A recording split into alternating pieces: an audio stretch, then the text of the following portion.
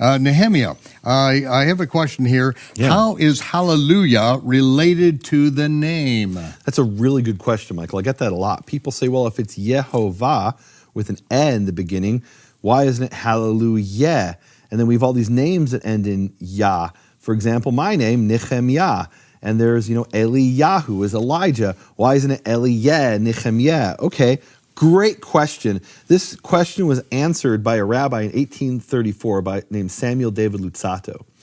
And what he explains is actually something every Jew learns in kindergarten. He's explaining this to the German scholar Gesenius, who probably did know it but was ignoring what he knew. And the rule is that when you have a long vowel in the accented syllable in Hebrew, that becomes a short vowel called shva, or a semivowel, when it's not in the accented syllable. In other words, the pronunciation of the word changes based on where the emphasis is in the word. Okay. And so here's what Samuel David Luzzatto wrote in 1834. He says the kamatz of Yah, that's the name of the vowel there, kamatz, changes to shva when the word is elongated. So an example of that would be the Hebrew word gadol, which means big. When you add a suffix to that, it's gedolim, not gadolim, right? It's just like Yah becomes yeah. Same exact thing happening. Same vowel, actually, same vowel shift. And then he says the proof is Yehonatan and his friends. It's a great statement, very poetic. But what does he mean? Every name where Yud, He, Vav appears at the beginning of the name, it's always Yeho. And nobody disputes that in the history of the Jewish people, because there's never been a ban on speaking those names. Let me read you some of those names. Okay. Yehoachaz, Yehoash. It's not Yahoash, Yahoachaz. That's made-up Hebrew from people who don't know what they're talking about. It's Yehozavad, Yehochanan, Yehoyada. And you see those names in English, like in the name like Jonathan, which is Yehonatan, right? They drop the H there because of what's happening in Greek. Greek doesn't have an H. There's 20 names that begin Yeho, approximately 20 names. There are many names that end in Yahu. Now, in the Father's name, is the Yud He Vav at the beginning of his name or the end of his name? It's at the beginning. And more importantly, where's the emphasis of the word? The emphasis of the word is in the final syllable. It's marked that way in all Hebrew manuscripts with vowels. No question about it. All the Hebrew manuscripts with vowels mark it as Yehovah. Now, if it was, I guess you could say if it was an earlier vowel, who knows, right? But that's not how it's marked. And what happens because of that is the kamat of Yah, which Yah is always the emphasized syllable. It's hallelujah. That then shifts to a shva, or vice versa. You could look at it both ways, right? Mm-hmm. In other words, what comes first, the chicken or the egg? You have this relationship between shva and kamatz, between e and a, based on the emphasis of the syllable. Now, Yah appears in the Tanakh 49 times as a poetic form of God's name. It appears in the New Testament, in the book of Revelation, 4 times.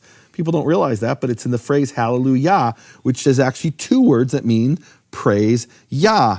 I do want to show something, Michael, about the relationship between Yah and Yahweh. Can I show that, Michael? Certainly. People say, well, surely it should be Yahweh because it's hallelujah.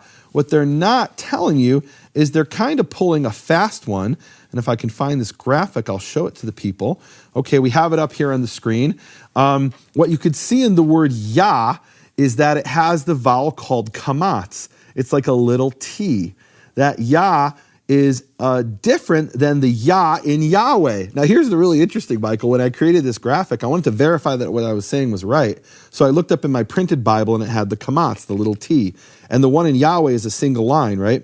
And then I looked up in the Aleppo Codex, and I found the little T, the kamatz, underneath the first letter. And then I looked up in the Leningrad Codex, and I found the little T, the kamatz. Every manuscript that I could find has hallelujah with the little T, the kamatz. And then I said, how do I know Yahweh has this other vowel that's a single line called patach? How do I know that? I need to look that up in a manuscript. There weren't any Hebrew manuscripts to look it up in. It doesn't exist in Hebrew manuscripts. So where did I have to look it up? I had to look it up in Gesenius' Hebrew Grammar and Gesenius' Lexicon from the 1830s. And I had to look it up in Brown Driver Briggs' Hebrew and English Lexicon from the 20th century and the Hebrew and Aramaic Lexicon of the Old Testament from the 20th century. I couldn't find it in any Hebrew Jewish sources. I could only find it in English and German sources. And that's really interesting. And what happens here is you can see Yah has a vowel, a little T, and that's pronounced ah.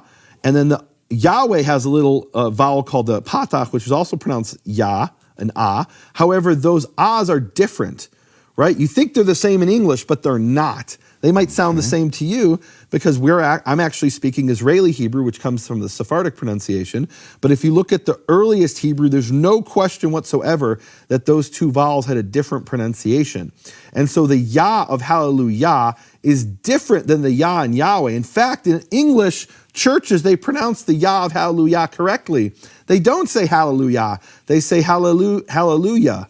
And think of the vowel in the Yah of hallelujah. That actually is the kamatz that is the pronunciation of that vowel, kamatz. So technically it's not, at least in Ashkenazic Hebrew, in the earlier Hebrew, it's not Yah, it's Yah. And that vowel is different than the vowel in Yahweh. And so when people are saying, oh, it's Yahweh because hallelujah, they're pulling a fast one. They're hoping that people don't know that it's two different vowels in Hebrew. And to be honest, they probably don't know themselves. Same thing with, you say Yahshua. Yahshua, well, which vowel is that, a kamatz or a patach?